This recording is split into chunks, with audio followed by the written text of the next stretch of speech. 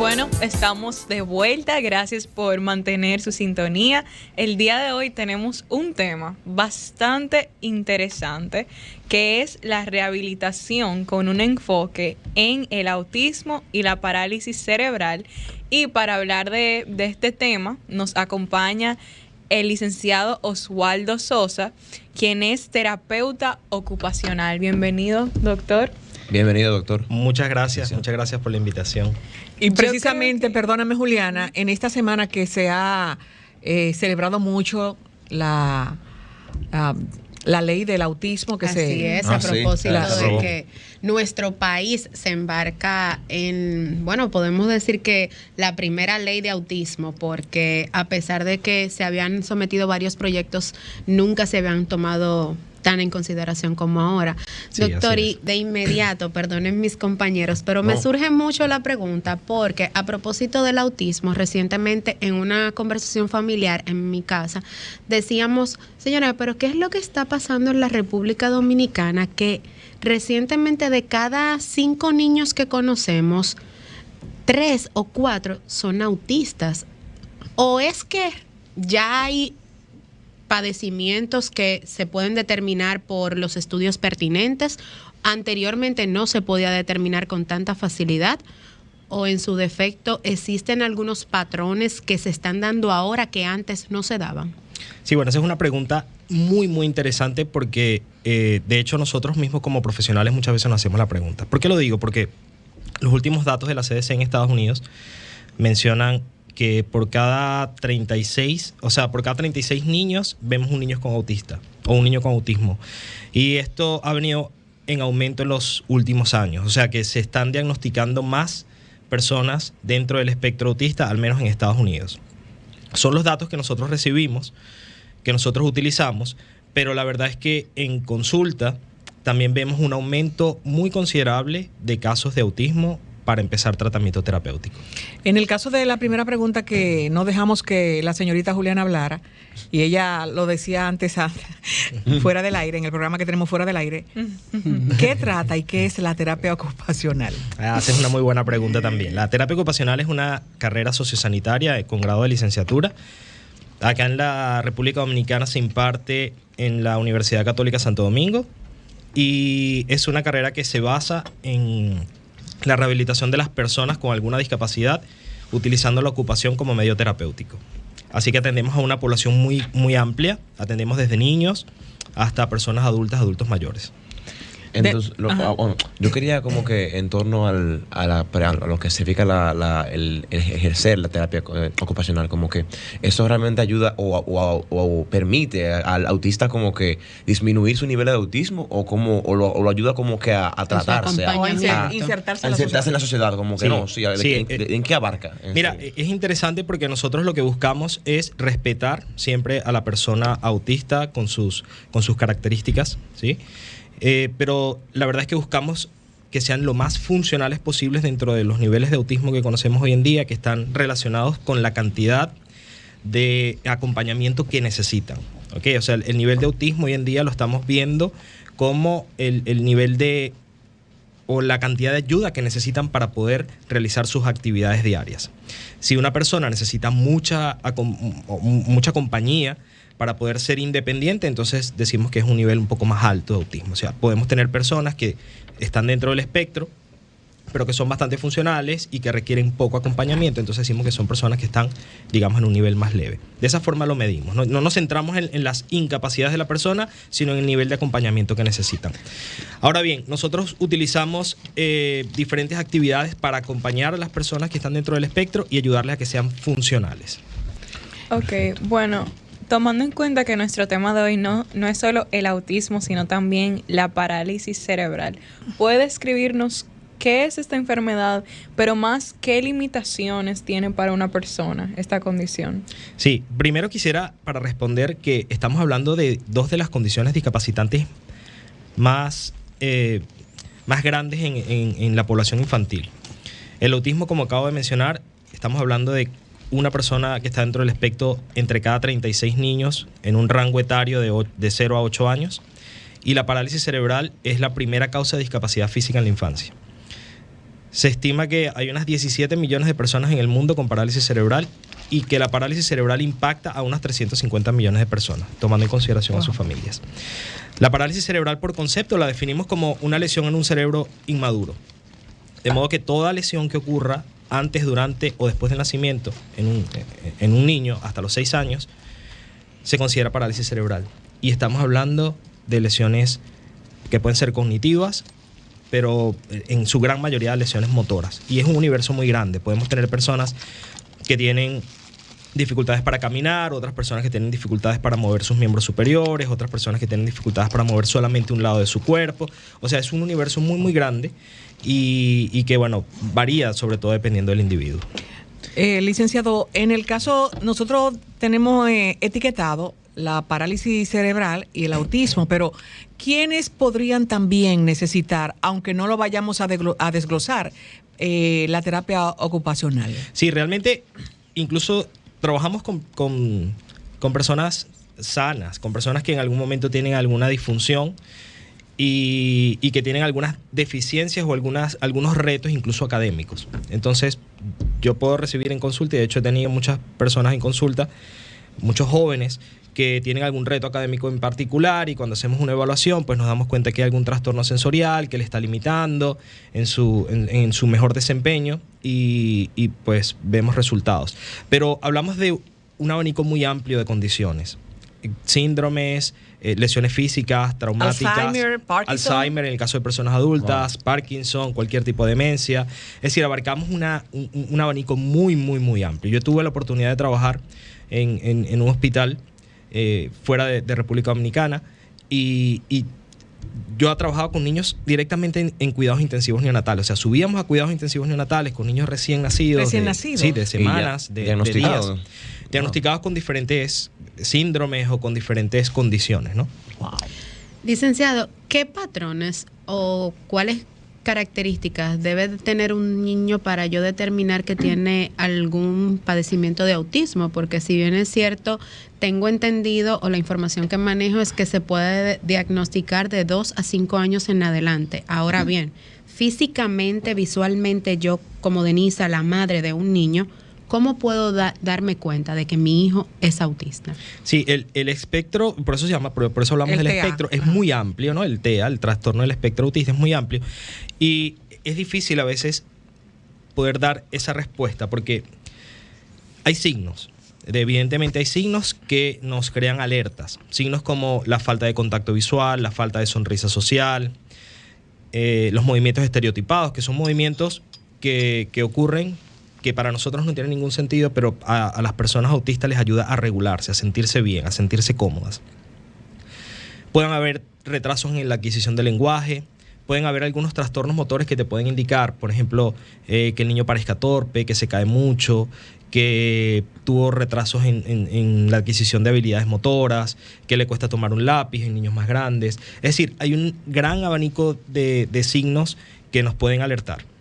¿Y qué tipo de ejercicios o cómo ayudan a esas personas a tener un mejor funcionamiento? Sí, aquí lo más importante es hacer una correcta evaluación, ¿sí? Mientras más temprano el niño sea diagnosticado, pues nosotros tenemos mayor rango de acción. Así pues que utilizamos diferentes baterías de evaluación, le llamamos baterías de evaluación, y dependiendo del caso específico del niño utilizamos evaluaciones motoras, evaluaciones sensoriales, evaluaciones cognitivas, y le indicamos diferentes actividades o diferentes ejercicios incluso para casa. Cuando hablamos de trastorno del espectro autista, hablamos casi inequívocamente de trastornos sensoriales también. El trastorno de procesamiento sensorial es, digamos, complejo porque va más allá de los 5 sentidos que conocemos, y aquí ya vemos la implicación de al menos 3 sentidos más, que son la propiocepción, el sentido vestibular y el sentido interoceptivo. Digamos que es como el cerebro procesa toda la información que está recibiendo constantemente. Vemos que en un gran porcentaje de personas que están dentro del espectro, este procesamiento sensorial tiene alguna forma de trastorno, y por eso las personas emiten respuestas que parecen desadaptativas, le llamamos. Por ejemplo, hay un pequeño ruido en el salón y el niño se tapa los oídos, ¿sí? Eso quizás nosotros no percibimos un ruido que sea digamos, muy fuerte, estruendoso, pero el cerebro de esta persona está recibiendo la información, la está descodificando de una manera distinta y le está resultando muy molesto y por eso se tiene que tapar los oídos. Eso es un trastorno de procesamiento sensorial. Y, licenciado, una preguntita. Acá existen muchas personas con autismo. Yo creo que también hay niveles de autismo, ¿no? Sí. Evidentemente, ejemplo, usted conoce a Lionel Messi. Lionel Messi fue diagnosticado con autismo. Creo que fue nivel 2, no sé. Algo por ahí el estilo. Y también conozco niños, muchachos, en mi caso, que tengo una amiga que tiene un hermano autista, que tiene como... Él tiene un comportamiento, pero se le nota más. ¿Cómo es posible diferenciar y como que segmentar el nivel de diferente grado de autismo? Porque hay otros que se nota más que a otros. Sí. Entonces, ¿cómo se le amplía? ¿Cómo se diferencia en ese caso? Sí. Antes, perdón, licenciado Oswaldo, recuerden que estamos conversando con Oswaldo Sosa, quien es especialista en terapia ocupacional. Vamos a una pausa y cuando retornemos, él le responde a Carlos Martín y ustedes nos llaman. Adelante. Bueno, retornamos. Doctor, en lo que entran los contactos, respondemos la pregunta de Carlos, que decía que cómo podemos identificar los grados o niveles Los grados de de autismo. autismo, porque evidentemente existen diferentes, como le explicaba, por ejemplo, Messi que responde entrevistas y también los niños que se nota más que a otros porque canalizan sus emociones diferentes a los demás. ¿Cómo se puede segmentar? ¿Cómo se puede diferenciar en este caso? Sí, mira, yo mencionaba anteriormente que los niveles de autismo ahora los estamos evaluando desde un enfoque un poco distinto y estamos evaluándolos según el nivel de acompañamiento que necesitan. Entonces, por ejemplo, en el caso de Messi, hay algunas noticias que indican que Messi está dentro del espectro autista, un nivel 1, lo que antes se conocía como Asperger, que ahora ya no se está utilizando. Sí. Uh-huh. Sí, ya no se está utilizando esa nomenclatura. Y como el caso de él, o el caso de Bill Gates, por ejemplo, que también se dice que está dentro del espectro, o Steve Jobs, que también se menciona que estaba dentro del espectro, no lo sabemos. Son personas que han alcanzado un nivel muy alto, ¿sí? A nivel intelectual, a nivel educativo, a nivel social, y que tienen habilidades, ¿sí? Por contra, podemos ver otras personas que están dentro del espectro, por eso se llama espectro, porque es muy amplio, hay muchas variables. Sí.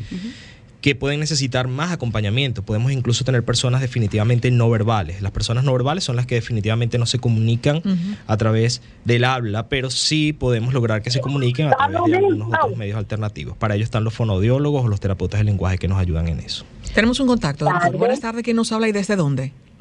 Laura de Santo Domingo. Yo tengo una pregunta porque tengo esa duda.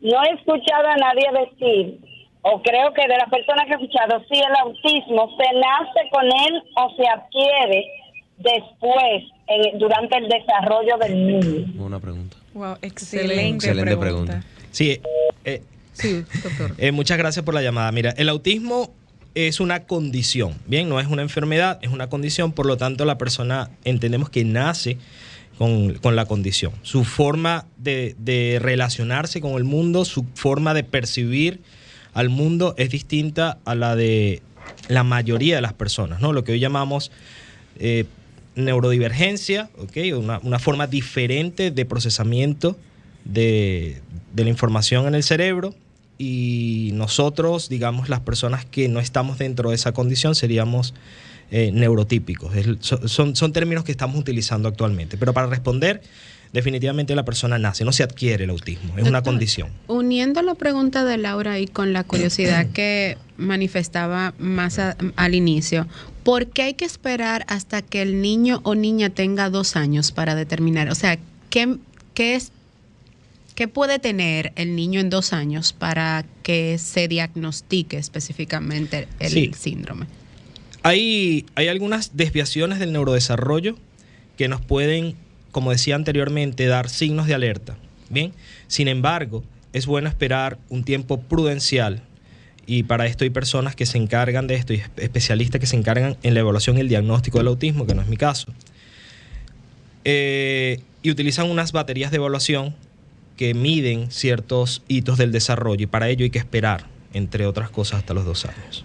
Oswaldo, no sé si la pregunta de la oyente Laura tiene que ver con esto de que muchas madres, como aupándose en una manera de no aceptación, he escuchado que dicen, no, porque después que yo lo vacuné, mi hijo estaba bien. mi hijo nació bien y luego de la vacuna yo entiendo que le pasó esto. Vamos a unir la pregunta de Marta con la de este oyente. Buenas tardes, ¿quién nos habla y desde dónde? Sí, saludos, Alberto Mendoza, de Santiago. Gracias, Humberto. Adelante con su inquietud, por favor. Una preguntita para la persona que está ahí. Si los genes humanos no han cambiado durante años, durante siglos, ¿por qué ha habido un crecimiento en el índice de autismo en el mundo? Ok. Bien. Bueno, era justamente conecta con la pregunta que le hacía al inicio, de por Sí. qué hay tantas manifestaciones de autismo ahora o tantas demostraciones en los números. Y la Entonces, pregunta es que suya. por qué muchas madres, en una manera de no aceptación, entienden que su hijo nació bien y que luego de una vacuna sintieron que cambiaron. Sí, de hecho es muy habitual que los padres durante la entrevista hagan esa acotación, ¿no? De mi hijo estaba bien y de repente después de una vacuna noté un retroceso. La verdad es que hay muchos casos en los que el desarrollo del niño es normal en los primeros 2 años de vida y luego vemos al año y medio, año y 8 meses, 24 meses, o sea 2 años, que hay un retroceso. Ese es un signo de alerta muy importante y cuando vemos ese signo de alerta, lo más aconsejable es una visita al neuropediatra. El neurólogo pediatra se va a encargar de canalizar, se va a encargar de referir al psicólogo evaluador, que se va a encargar de hacer las evaluaciones pertinentes para entonces descartar o diagnosticar algún trastorno del espectro autista. Y la, Tenemos la- el la- oyente la también. pregunta La pregunta del del señor oyente. Mendoza de Sí. Santiago. Que por qué ha aumentado la cantidad de personas con autismo. si son los mismos genes. Sí, la verdad es que no sabemos por qué ha aumentado. Bien, hay diferentes teorías. Hay teorías que van desde la alimentación que estamos llevando y de hecho las personas que están dentro del espectro actualmente están siendo manejadas por gastroenterología pediátrica y por nutrición, porque sabemos que al cambiar la nutrición mejoran ciertos rasgos del espectro. Espérese un momento. Por otra parte, Sí, yo había leído esto. ¿Cómo así? O sea, Sí. ¿qué tipo de alimentos al cambiar maneja el espectro? La disminución de azúcares, la disminución de carbohidratos, el gluten, por ejemplo. Yo no soy especialista en alimentación, Sí, claro. Pero sí. Sí está descrito que una alimentación más balanceada y una dieta especial ayuda y mejora mucho a disminuir los rasgos del espectro. Pero mejora el comportamiento del individuo en per se. Sí, puede mejorar el comportamiento del individuo. Mira, muchas personas, muchos niños de los que acuden a mi consulta, cuando son evaluados por gastroenterología pediátrica, se dan cuenta que tienen trastornos de gastritis, incluso a veces úlceras. Porque Wow. tenemos que ver que aquí, bueno, la pregunta es qué es primero, ¿no? ¿El huevo o la gallina? Las personas que están dentro del espectro, muchas de ellas, por sus trastornos sensoriales, tienen dificultades con la alimentación. Porque no les gustan ciertos tipos de texturas, porque no les gustan ciertos tipos de sabores, eso limita la alimentación, hace que tengan problemas para comer muchos alimentos, lo que nosotros llamamos picky eaters, y esto puede llevar a gastritis. Esto aumenta las conductas desadaptativas o que son conductas, digamos, disruptivas. Wow. En el caso, doctor, licenciado Osvaldo, de niños que no hablan hasta los 5 años, 6 años, y a los 7 salen hablando. Sí, allí habría que evaluar qué ha pasado, ¿sí? Para ello, lo ideal es una evaluación con un terapeuta de lenguaje o un fonoaudiólogo que pueda determinar por qué, ¿no? Existen condiciones, yo no soy especialista en lenguaje, pero existen condiciones como las apraxias del habla, que conllevan este tipo de trastornos, ¿no? Y dificultades en la adquisición del lenguaje. Doctor, entonces licenciado, bueno, es que como la consulta es de salud, siempre le Exacto. llamamos doctores, Claro. pero puede darse el caso de que el niño tenga la condición del habla y no necesariamente sea autista. Sí, claro. Pueden haber muchas condiciones del habla que no estén relacionadas directamente con el espectro. Incluso pueden haber trastornos sensoriales que no están relacionados con el espectro autista. ¿Bien? Por eso es difícil de diagnosticar y por eso se espera y se tiene un periodo prudencial para poder diagnosticar. Licenciado, una pregunta. Una persona que tiene autismo, esa es una curiosidad que he tenido desde hace mucho tiempo. Si esa persona está en un grupo, dígase por la escuela, la universidad o cualquier otro entorno, incluso un entorno laboral, y esa persona como que se aparta del grupo, ¿usted recomienda insistirle a esa persona para que se integre al grupo o simplemente darle su espacio? Muy buena la pregunta. Sí, la pregunta es muy buena porque está relacionada directamente con una de las dificultades más grandes que tienen las personas dentro del espectro, que es la socialización. Bien, la socialización requiere de ciertas habilidades tanto de lenguaje como de procesamiento sensorial.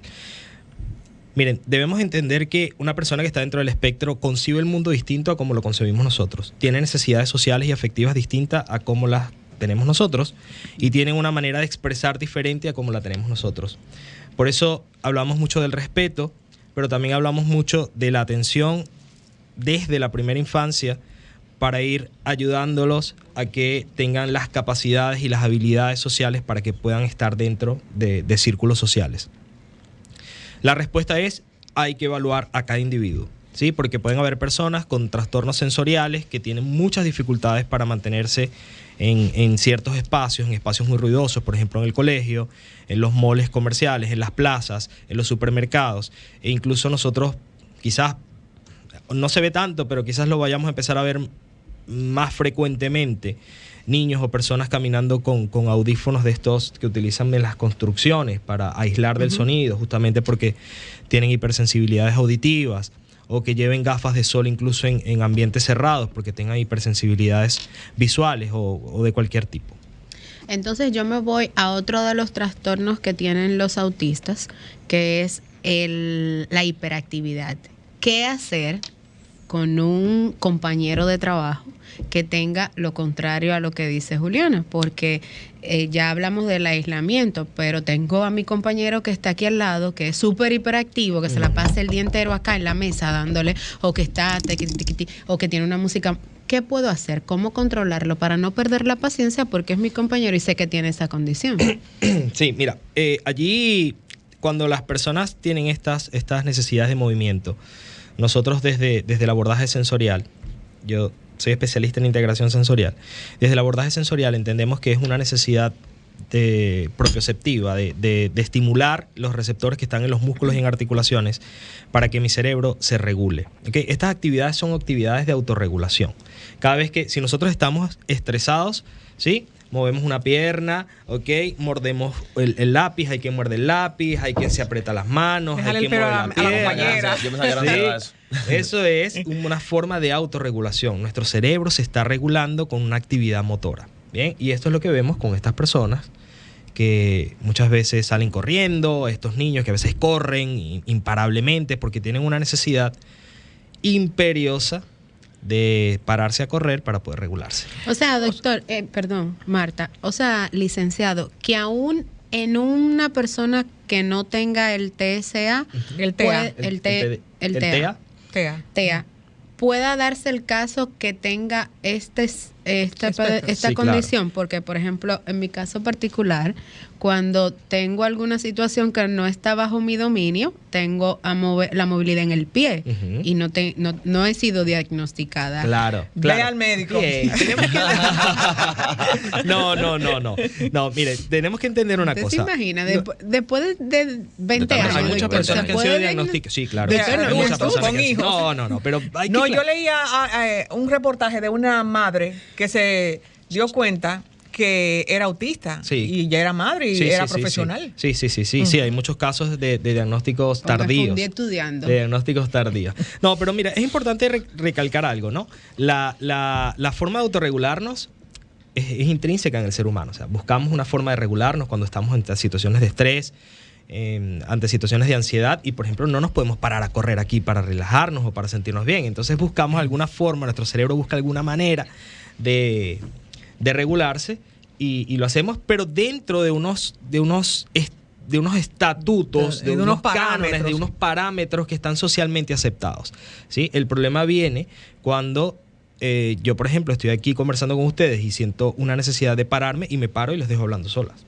Okay, ahí es cuando viene el problema, porque ya no estoy teniendo un buen desempeño y estoy teniendo una conducta que nosotros llamamos disruptiva. Exacto. Yo pensando, perdóname Juliana, con relación a la aprobación de la ley de autismo y la terapia ocupacional, y la cantidad de niños de escasos recursos, de madres que no pueden pagar una terapia.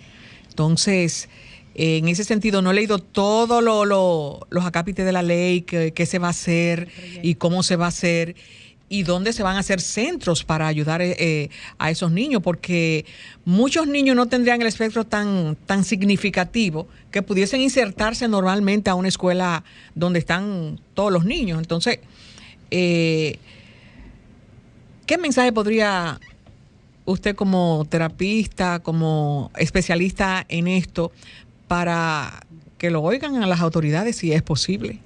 Sí, la verdad es que con el aumento significativo de diagnósticos, creo que es un paso adelante que se ha dado con la aplicación o el pronunciamiento de la ley, la aprobación de la ley, ¿sí? Creo que hace falta, creo que es un primer paso, creo que todavía hace falta varias cosas. Yo he mencionado en otras ocasiones partiendo desde la educación, ¿no? Partiendo desde lo educativo. Actualmente hay una sola universidad en el país que da la terapia ocupacional. La cantidad de personas que aplican terapia de lenguaje también es disminuida, ¿no? De profesionales. Es un grupo pequeño. Y esto, por supuesto, que limita la oferta de servicios para las familias que tienen esta necesidad, ¿no? Esto, por supuesto, es mucho más limitado en el ámbito público. En el ámbito privado ya es limitado. Es muy costoso para las familias todo el proceso terapéutico de los niños. Y hay pocas instituciones públicas que apoyen, ¿no? Instituciones como el CAIP, por ejemplo, que está apoyando desde hace ya varios años, muchos años, a las personas que están dentro del espectro, otras condiciones como síndrome de Down y la misma parálisis cerebral. Doctor, tengo una pregunta de mi parte. Para poder ya como que indagar un poco en el ámbito de qué podemos hacer para corroborar con nosotros como individuos, nosotros los que estamos aquí, ejemplo, Denisa, yo, lo que no tenemos, no tenemos especialidad en eso, como y vemos un niño autista, nosotros qué podemos hacer para empatizar y poder hacer que los niños se sientan cómodos para poder vincularnos con ellos también. Sí, yo creo que partimos del respeto y de tratar de entender las necesidades que tienen las personas. Por ejemplo, si un niño no quiere que le toquen, pues respetar que no quiere que le toquen, ¿no? Que no quiere que le abracen, porque eso puede pasar. O que no quiere incluso que le hablen o que le hablen muy fuerte. Entonces, como respetar estas situaciones. Yo he tenido casos difíciles para las familias. Tengo un niño muy querido por mí, cuya madre tuvo una situación en una plaza comercial porque el niño se desreguló y fue difícil controlarlo, y hubo personas que tomaron una actitud bastante negativa en torno a esta situación. Y yo creo que pasa por la educación, ¿no? La educación de las personas, de ver y entender que quizás este niño está pasando por un proceso difícil, esta familia tiene una situación difícil, nadie quiere que su hijo en medio de una plaza comercial se tire al piso, llore, de gritos, y ser empáticos, ¿no? Yo creo que lo principal es eso, ser empáticos, entender que puede haber una situación detrás de esto, que no necesariamente es malcriadez, y no emitir juicios de valor. Ok. Otra observación que he hecho, bueno, no lo he visto en la vida real, pero sí como en películas y series, y quisiera que usted me diga qué tan cierto es esto.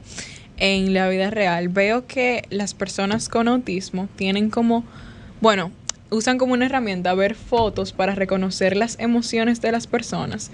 Y mi pregunta es, en la vida real, ¿realmente se les hace difícil a las personas con autismo como identificar cuando alguien está feliz, cuando alguien está enojado, cuando alguien está triste? Y si realmente ustedes utilizan esa herramienta de usar fotos para que ellos puedan reconocer esas emociones. Sí, es verdad. Utilizamos las fotos y los pictogramas para que los niños aprendan a reconocer las sensaciones, los sentimientos. ¿Sí? Si está frustrado, si está alegre, si está feliz, porque a ellos les cuesta leer eso en las terceras personas, ¿sí? Entonces es muy difícil para ellos, si estamos enojados nosotros, para algunas personas que están dentro del espectro, es difícil determinar, entender, comprender ese lenguaje no verbal, ¿sí? De que estamos enojados o de que estamos tristes o de que estamos contentos. En el caso de la parálisis cerebral, ¿cómo trabajan con relación a esa terapia ocupacional? Porque hay niños con parálisis que no hablan, que están en una silla, que no agarran. Entonces, la diferencia es abismal. Sí, entre los dos. Es un cambio tremendo cuando hablamos de parálisis cerebral, porque ya estamos hablando definitivamente de un trastorno generalmente motor muy marcado, ¿sí? Y podemos tener personas que definitivamente no pueden caminar, que tienen dificultades complejas para realizar movimientos con sus manos, pero utilizamos diferentes técnicas, ¿no? Yo utilizo una técnica que se llama PediaSuit. Es una técnica que utiliza una cabina y un traje especial, es un exoesqueleto blando que ayuda a las personas con parálisis cerebral a mantener un mejor control postural, y de esta forma nosotros aprovechamos para trabajar en los movimientos finos de la mano, en los movimientos gruesos del cuerpo, y la verdad es que se obtienen buenos resultados. En el caso de la parálisis cerebral, porque nos adentramos un poco en el aspecto del autismo, Sí. ¿existe alguna evidencia de que podamos detectarla antes de que suceda, o en el niño se da de una forma... O antes de nacer, en una Exacto. sonografía? Por Sí. ejemplo, la parálisis facial o de Bell, esta se pasa algo fugaz, hasta 0.5 segundos sucede una parálisis, pero en el caso de la cerebral, ¿es tan fugaz como la parálisis de Bell? Sí, la parálisis cerebral, como decía, es un universo muy amplio, ¿no? Entonces podemos diagnosticar o se pueden producir trastornos relacionados con la parálisis cerebral antes del nacimiento, es decir, en el periodo de gestación, por alguna causa. Por ejemplo, hace unos años tuvimos la Zika, que causó microcefalias que están asociadas a parálisis cerebral. Pueden haber causas al momento del nacimiento, como hipoxias perinatales, o sea, el niño no respira al nacer y hay un daño cerebral.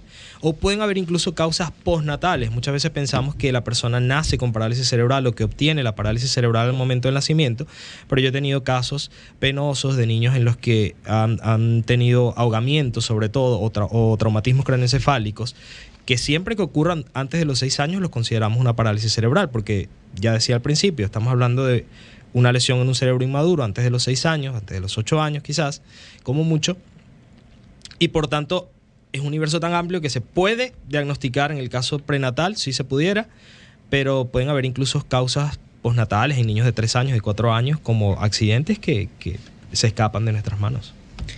Bueno, licenciado, muchísimas gracias por acompañarnos. La verdad que ha sido un tema demasiado interesante. Yo estoy aquí tomando nota. Creo que todos hemos aprendido muchísimo y queremos que usted, si puede, comparta sus redes sociales o sus contactos con nuestros oyentes por si se les quedaron algunas dudas. ¿No? Y otra entrevista en el transcurso Claro del que año, sí. porque también hay otras terapias para personas que no necesariamente tienen situaciones de enfermedades, como los privados de libertad, que también se trabaja con una terapia ocupacional.